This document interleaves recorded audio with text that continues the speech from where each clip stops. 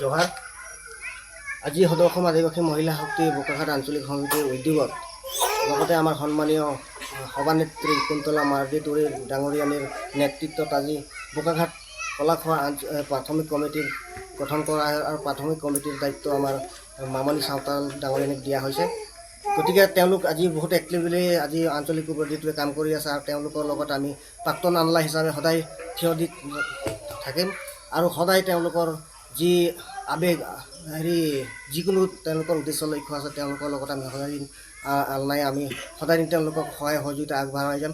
আৰু লগতে আমি চৰকাৰখনক এইটোৱে ক'ব বিচাৰোঁ, যি আমাৰ জ্বলন্ত সমস্যাকেইটা আছে অতি সোনকালে 26ৰ আগত ইলেকশ্যনৰ আগত যদি সমাধান নহয় তেনেহ'লে কিন্তু আদিবাসী মহিলা শক্তি আৰু প্ৰাক্তন আনলাৰ যিসকল কেডাৰ্ছ আছে চব মিলি পিনে গণতান্ত্ৰিকভাৱে ৰাজপথত ওলাবলৈ বাধ্য হ'ম। কিন্তু তাৰ কাৰণে তাৰ দায় গভৰ্ণমেণ্ট হ'ব, আমি নহয়। কিন্তু গতিকে আজি এতিয়া আমাৰ মহিলাও সংগঠন কৰিব লগা হৈছে, কাৰণ আজি আমি অস্ত্ৰ ধৰিও চালোঁ, আমাক আপোনালোকে কি দিলে আমি নিজেই গম পাওঁ। কিন্তু আমি সুখী নহয়। আমাৰ যিটো মৌলিক অধিকাৰ আৰু সমস্যা আছে সেইকেইটা অতি সোনকালে অতি শীঘ্ৰে যাতে গভৰ্ণমেণ্টে আদায় কৰিব লাগে, অন্যথা আমি ৰাজপথত ওলাব হ'লে কিন্তু তাৰ দায় কিন্তু আপোনালোকে হ'ব। আৰু আদিবাসী মহিলা শক্তি এতিয়া জাগিছে, আদিবাসী মহিলা শক্তিৰ লগত লৈ তেওঁলোকৰ নেতৃত্বত আমি গোটেই আন্দোলন কৰিবলৈ বাধ্য হ'ম। কিন্তু ডিষ্ট্ৰিক্টে ধন্যবাদ।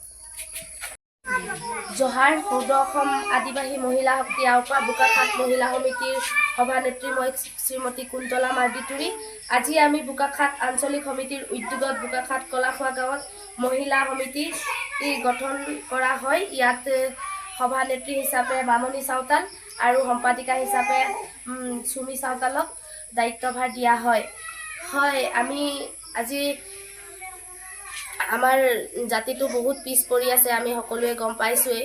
সেই হেতুকে আমি সকলোতে প্ৰাথমিক গোটবোৰ গঠন কৰি যাতে আমাৰ মহিলাবোৰ এক গোট হৈ আমি সকলোৱে মিলি কাম কৰি আমাৰ জাতিটোক আগবঢ়াই নিব পাৰোঁ, সেই উদ্দেশ্য লক্ষ্য ৰাখি আমি মহিলা সমিতিবোৰ গঠন কৰি গৈ আছোঁ।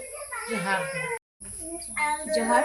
সদৌ অসম আদিবাসী মহিলা শক্তি আওপা বোকাখাট আঞ্চলিক সমিতিৰ উদ্যোগত প্ৰাথমিক মহিলা সমিতি গঠন কৰা হয়। ইয়াত মোক দায়িত্ব দিয়া হয় সভানেত্ৰী মামনি চাওতাল। মই খুবেই সুখী, আমাৰ পিছপৰা জাতিটোক লৈ আগবঢ়াই নিব পাৰোঁ, সৈতে মাত মাতি যাব পাৰোঁ, আমাৰ অঞ্চলটো যাতে আগবঢ়াই নিব পাৰোঁ।